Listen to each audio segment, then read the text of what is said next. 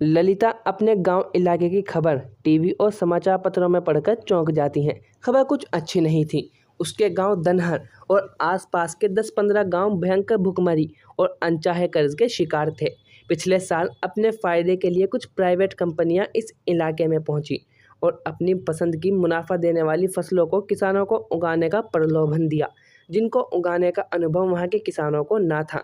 फिर भी खेती करने के लिए बड़े बड़े सपने दिखाकर राजी कर लिया गया। खाना पूर्ति के लिए 15 दिन का ट्रेनिंग प्रोग्राम ज़रूर चला दिया था।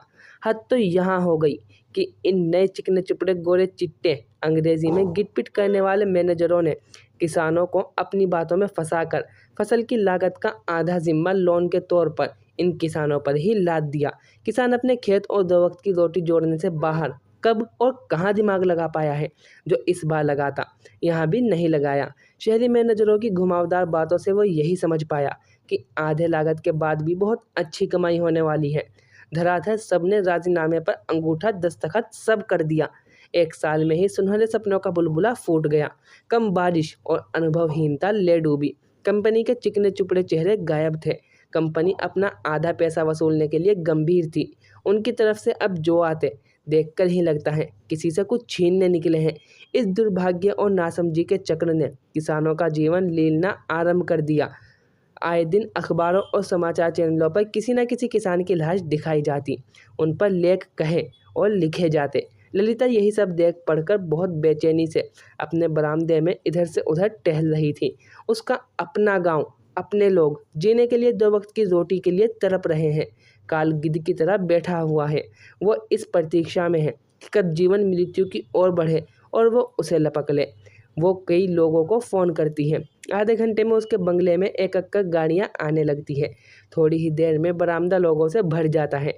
नौकर नाश्ते पानी का प्रबंध करने में जुट जाते हैं। ललिता एक 45 वर्षीय महिला है।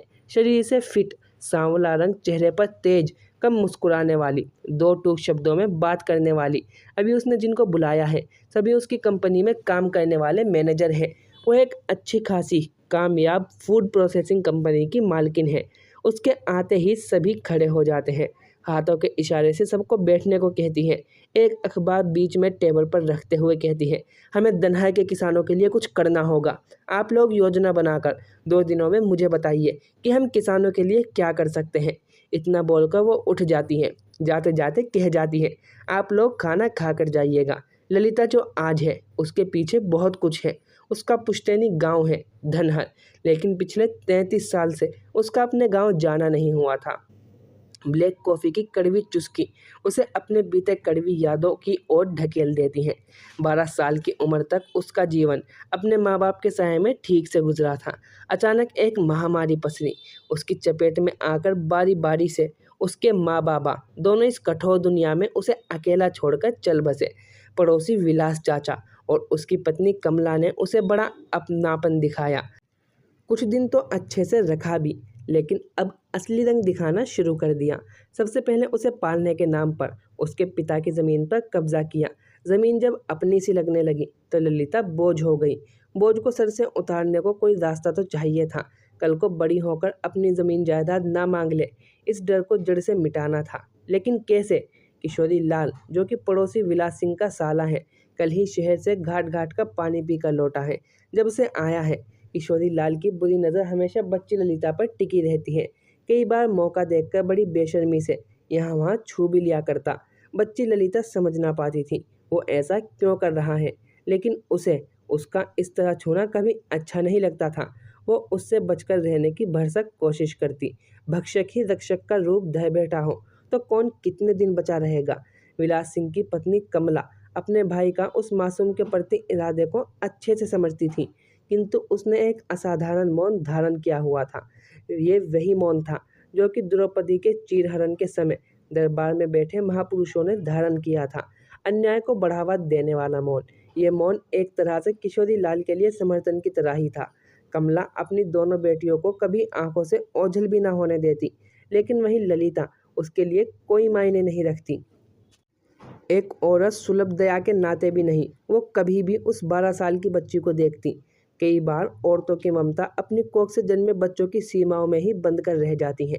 कमला ने एक प्रसाद से ललिता को अपने आवारा भाई के सामने परोस दिया था। किशोरी लाल को जल्द ही मौका लगा जब उसकी बहन का पूरा परिवार पास के गांव में मेला देखने गया था। ललिता को नहीं ले गए थे क्योंकि उसे घर का काम काज करना है। वो भी चली गई तो काम कौन करेगा। वो थककर धम से खाट पर बैठ गई।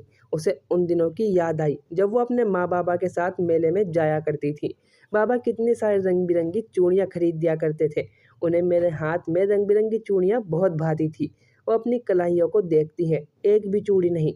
घर के काम करते करते सब चूड़ियाँ टूट गई हैं। बाबा को उसकी खाली कलाई बिल्कुल नहीं बर्दाश्त थी। तुरंत लाकर अपने हाथों से नई चूड़ियाँ पहना दिया करते थे। अपनी दोनों कलाइयों को उठाकर ललिता भरी आंखों से कहती है, देखो बाबा, तुम्हारी बेटी ने एक भी चूड़ी नहीं पहनी है, आकर पहना दो ना। अपने को संभालते हुए वो फिर से पुरानी यादों में खो जाती है। माँ और वो मेले में बड़े चाव से आइसक्रीम खाते। माँ के दांत खराब थे, सो आइसक्रीम जल्दी जल्दी नहीं खा पाती थी। उसकी आइसक्रीम पिघलने लगती। पिघली आइसक्रीम की धार माँ की कलाइयों से होती हुई कोहनी तक पहुँच जाया करती। माँ नज़र बचाकर कभी कभी कोहनी भी चाट लिया करती। ना जाने बाबा कैसे ये देख लेते। माँ को ताना मारते, बाप जन्म में कभो बर्फ खाए हो जो जाने का तरीका होए खान का, बिटिया से कहूँ सीख। बाप का ताना पड़ते ही माँ और बाबा में शब्द युद्ध चालू हो जाता और इधर मेरी हंसी फूट पड़ती। आह, कितने अच्छे दिन थे। उन दिनों को याद करते करते उसकी आंख लग गई। नींद खुली तंबाकू की बदबू से, लेकिन वो जरा सा भी ना हिल सकी। किशोरी लाल उसके ऊपर था, जाने कब लौटे आया था अपने कुकर्म को अंजाम देने की खातिर। ललिता ने राक्षस के पंजे से छूटने का पूरा दम लगाया, लेकिन हर कोशिश के बाद वो और खुद को कसता हुआ पाती। वो रोई, वो चिल्लाई। लोगों के साथ साथ शायद विधाता ने भी अपने आंख और कान बंद कर लिए थे। अगर ईश्वर है तो किस वक्त के लिए हाथ पर हाथ धरे बैठे हैं। क्या उनका हृदय नहीं कांपता, आंखें नहीं रोती? अगर वो हैं तो क्यों नहीं ललिता जैसी अबोध बालिकाओं को बचाने दौड़ते, उनकी मदद को क्यों नहीं आगे आते? इन बच्चियों ने क्या पाप किया है जो ये सज़ा ज़रूरी है? उसे अब कोई होश नहीं, उसके साथ क्या हो रहा है। किशोरी लाल आज़ाद था कुछ भी कर डालने के लिए। उस भेड़िए, उस राक्षस को रोकने वाला वहाँ कोई नहीं था। कन कन में रहने वाले भगवान भी नहीं विलास सिंह और उसका पूरा परिवार जब लौटा तो ललिता को शक विक्षत कराते हुए खाट पर पड़ा पाया। दोनों पति पत्नी समझ गए। ये भी समझते देर न लगी ये किसने किया है। कमला में अपने बेटे और बेटियों को चुपचाप सो जाने को कहा और दोनों इस उधेड़बुन में लग गए कि खाट पर पड़ी मुसीबत से कैसे पीछा छुड़ाया जाए। उसने कराहते हुए पानी मांगा। कमला का पारा चढ़ आया। मुई हुसन लई के घूमती है, ईना होई तो और का होई। उसने एक लोटा पानी उसके मुंह पर उड़ेल दिया। किशन लाल भी आ गया जैसे कुछ हुआ ही ना हो। कमला अपने भाई से कहती है, जबानी का सारा दम हमारे घर में दिखाई ज़रूरी था। अब निपटान करो। गांव के मुखिया को ललिता के पिताजी का एक ज़मीन का टुकड़ा, जो कि मुखिया जी के घर के पीछे ही था और जिस पर मुखिया जी की बरसों से नज़र भी थी, विलास सिंह ने उसी का लालच देकर अपने साथ मिला लिया। सबने मिलकर किशन लाल को ललिता का पति घोषित कहा। दोनों पति पत्नी शहर जा रहे हैं। गांव छोड़कर पति पत्नी का रिश्ता बनते ही बलात्कार भी जायज़ रूप ले लेता है। कोई कुछ ना बोला। वो बेचारी बच्ची को, जो कि अभी भी अथाह पीड़ा से कराह रही थी, शाम को उसे एक टेम्पो में लाद दिया गया। वो कातर नज़रों से अपने गांव वालों को देखती रही, कोई उसकी मदद करे, लेकिन सबने विलास सिंह के साथ एक मौन संधि कर ली थी। वो अपने गांव से, अपने घर से, अपने माँ बाबा की यादों से, अपने बचपन से दूर दूर दूर होती चली गई। एक शहरी कोलाहल में पहुंचकर उसकी नींद खुली।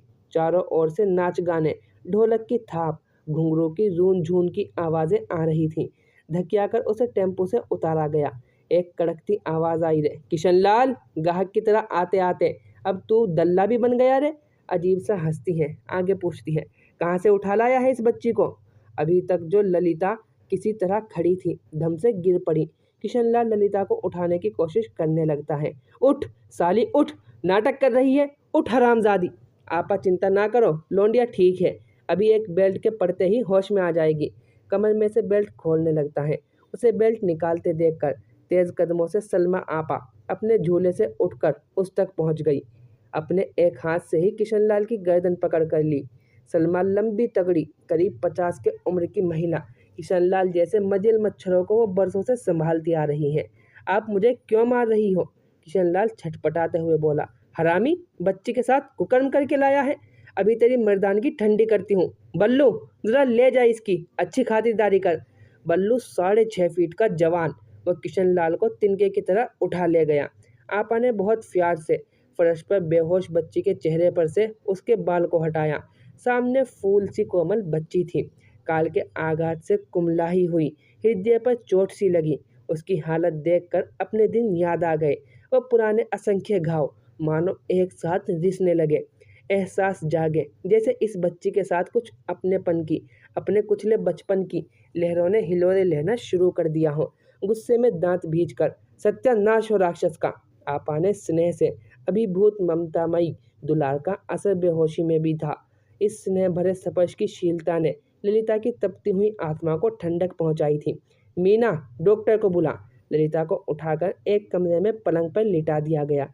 बच्ची की सेवा देखभाल पूरी तरह से सुनिश्चित करके ही सलमा आपा वहां से हटी। सलमा आपा शीश महल कोठे को चलाती थी, रोबदार व्यक्तित्व की मालकिन। उनके कोठे पर जब लड़कियां लाई जाती तो वो उनके उम्र और रुचि के हिसाब से तय करती बच्ची कलम थामेगी या घुंघरू पहनेगी। शहर के बाहरी हिस्से में आपा ने अपने कोठे की पढ़ाई लिखाई में इच्छुक लड़कियों और कोठे पर जन्मे अवैध बच्चों के लिए एक अलग से 3 मंजिला मकान बनवा रखा था। उस मकान का नाम भी बड़ा अनोखा था, मौका। सब कहते भी थे, ये क्या नाम है? आपा कहती, ये घर मौका है उन लड़कियों के लिए जो जीवन में कुछ करना चाहती हैं। क्या पता हम में से कोई एक ऐसी निकल आए जो हम सबको इस नर्क से निकाल ले जाए। सलमा आपा एक पहेली की तरह है। पूरी तरह उनके बारे में कोई नहीं जानता। हाँ, थोड़ी बहुत कहानी चलती है। आपा को बहुत छुटपन में ही कोई यहाँ देह मंडी में बेच गया था। फिर उनके साथ वो सब हुआ जो इस देह मंडी में हो सकता है। उनकी पीड़ा किसी ने ना समझी। बाद में बड़े बड़े सेठों और अमीरों से दोस्ती हुई। एक दिन पूरा कोठा ही उनका हुआ। तब से आज तक शीश महल कोठा आपा के नियम कायदे से चलता है। नाच गाना होता है। उसके बाद की चीज़ें लड़की का मन है तो ठीक, नहीं तो कोई ज़ोर ज़बरदस्ती नहीं। नाबालिग बच्चियों को बचाने के लिए तो वो किसी भी हद तक जा सकती हैं। बल्लू आपा के एक इशारे पर मरने मारने को उतारू रहता। चमेली भागी भागी आई। आपा, लड़की को होश आ गया है। मीना जल्दी से पान बनाकर आपा की तरफ बढ़ाती है। सलमा झटके से झूले से उठती है। झूला चौंक चौंक कर चीख उठता है। आपा पान की गिलोरी मुंह में दबाए अपनी जोबदार चाल से चल पड़ती हैं। ललिता से उसके होशो हवास में पहली बार मिलने ये मेल जीवन में आगे बहुत लंबा चलने वाला था। आपा के कमरे में घुसते ही पलंग को घेरे सभी लड़कियां सक पका गई। चलो जाओ यहाँ से, घेरे खड़ी हो, हवा आने दो। आपा के कहते ही सभी लड़कियां एक एक करके कमरे से बाहर निकल जाती हैं। आपा ललिता के पास आकर बैठ गई। उसे पुचकारते हुए पूछती हैं, गुड़िया कैसी हो, तबीयत ठीक है? ललिता थोड़ी सहमी हुई सी अपने दोनों पैर समेटती हुई धीमे से कहती है, हाँ ठीक हूँ आपा।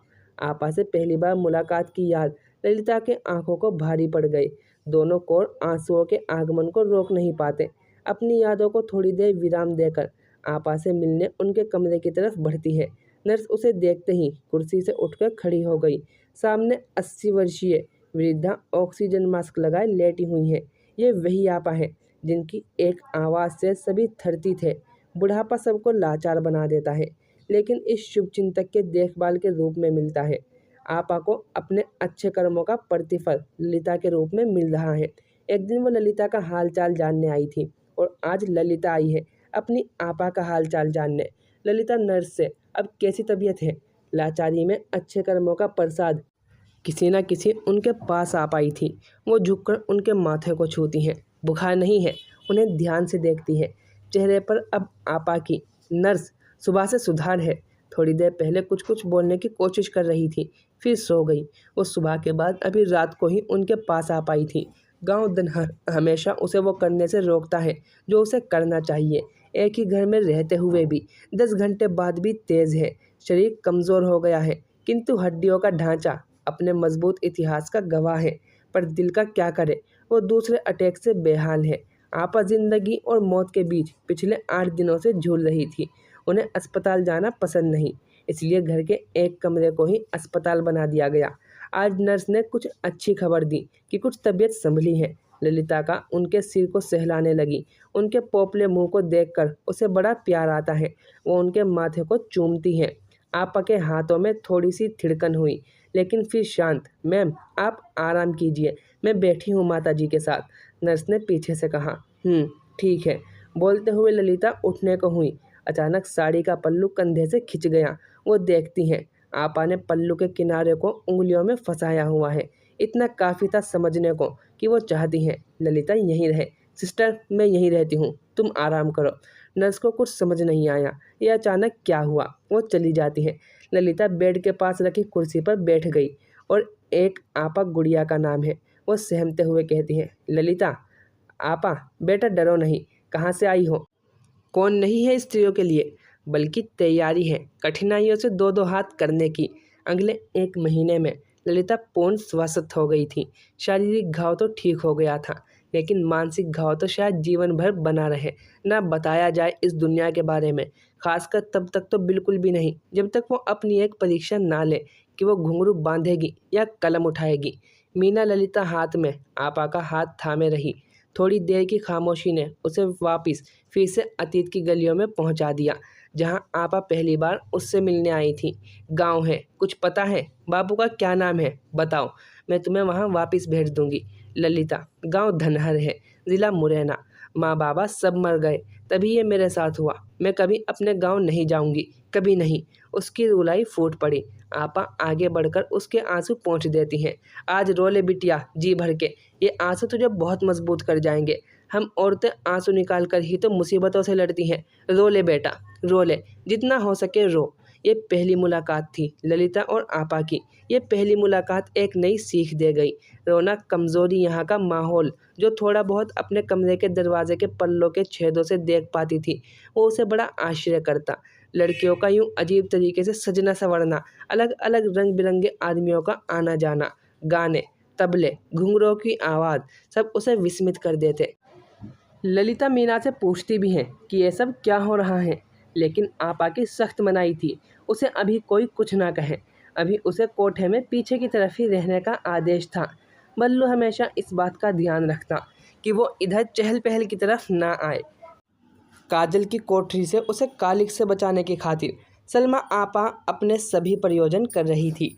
आपा को आज ललिता को लेकर फैसला लेना है, आज उसके चुनाव से तय होगा।